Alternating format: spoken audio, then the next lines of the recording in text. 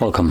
In front of me is a OPPO A54s, and today I'll show you how you can insert SIM and SD card into this phone. So before we get started, you will need to grab one of these things, a SIM eject tool, which comes provided with the device in the box. You can also use a paper clip, and it should work just as well as this little thing. So from here, you want to pop out the tray, which is located on the upper left side of the phone. You can see where the pin is holding right now, and when you push it in, the tray will pop out just a little bit, enough for you to grab it. And on here you have space for two different SIM cards and one SD card.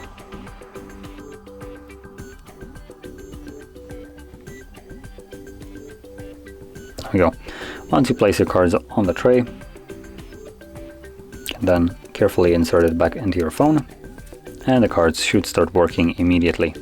As you can see, the SIM card is already recognized, so I need to confirm the pin for it. And the SD card should be working as well.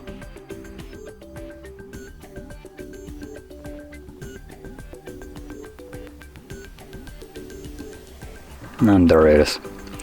So anyway, if you found this video helpful, don't forget to hit like, subscribe, and thanks for watching.